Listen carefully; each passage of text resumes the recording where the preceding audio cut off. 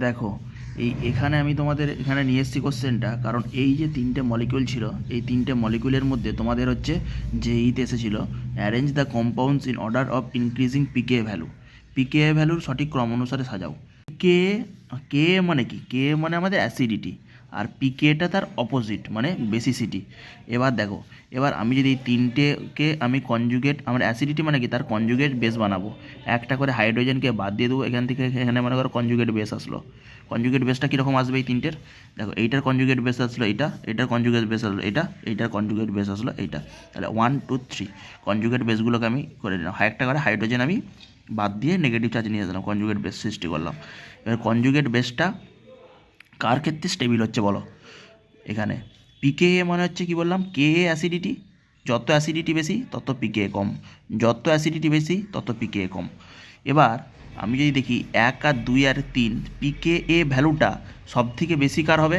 আমি আগে অর্ডারটা লিখে দিই। পিকে ভ্যালু সব থেকে বেশি হবে 2-এর, এই 2-এর সব থেকে পিকে ভ্যালু বেশি। প্রথমে হবে 2, পিকে ভ্যালু সব থেকে বেশি, তারপরে পিকে ভ্যালু বেশি হচ্ছে 1, তারপরে হচ্ছে পিকে ভ্যালু হচ্ছে 3। মানে এবারে পিকে ভ্যালু, এবারে মাথা থেকে সব ছেড়ে দাও, এবারে ভাবো সিম্পল অ্যাসিডিটি।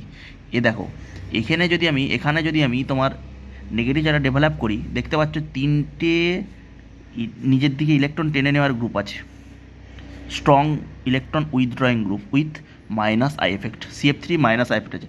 তাহলে এই নেগেটিভ চার্জটাকে এই যদি নিজের দিকে টেনে নেয়, তাহলে কী হচ্ছে, দিনের শেষে একটা চার্জ স্পিসিস সে নিউট্রালের দিকে চলে যাচ্ছে। আর সেটাই তো সবথেকে বেশি অ্যাসিডিটি, যখন কনজুগেট বেসটা মোর স্টেবিল হয়। যদি মাইনাস আইএফএক্স সম্পন্ন গ্রুপ থাকে, তখন কী হবে, নেগেটিভ চার্জটাকে নিজের দিকে টেনে নিয়ে মলিকিউলটাকে নিউট্রাল করে দেয়। ওই জন্য এর অ্যাসিডিটি সবথেকে বেশি, পিকে ভ্যালু সবথেকে কম।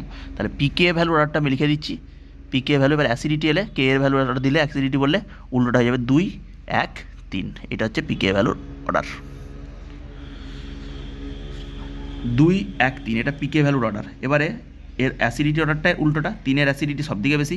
এবার এখানে যখন আমি নেগেটিভ চার্জটা ডেভেলপ করছি, দেখো এখানে তো এর সাথে একটা রেজোনেন্স করছে, এই নেগেটিভ চার্জটা আসার ফলে এই যে এই যে ডবল বন্ডটা এর মধ্যে আছে 2 2 4 2 6, এটা অ্যারোমেটিক রিং তো অর্জন করছেই, কিন্তু এই বেনজিন রিংয়ের যে বেনজয়েড প্রপার্টি, এটা বেনজিন রিংয়ের মধ্যে অ্যারোমেটিসিটি লস্ট কোনোদিন হতে চায় না। ওই জন্য এইটা সব থেকে অ্যাসিডিটি কমে যায়, এই কনজুগেট বেসটা আনস্টেবল, কারণ বেনজিন রিংটার কিছুটা ব্যাহত হচ্ছে এখানে। এখানে তুমি না দেখতে পেলো বেনজিন রিংটা, এই যে ডবল বন্ডটা মনে করো এখানে ডবল বন্ড পড়লো, এই বন্ডটা এখানে চলে গেল, তাহলে তার মধ্যে কিছুটা রেজোনেন্সের ঘাটতি হচ্ছে না, কিছু রেজোনেন্সের ঘাটতি হচ্ছে, ওই জন্য এটা সব থেকে কমে যায়। আর এইটা মাঝামাঝি হয়, এটা অ্যারোমেটিসিটির জন্য।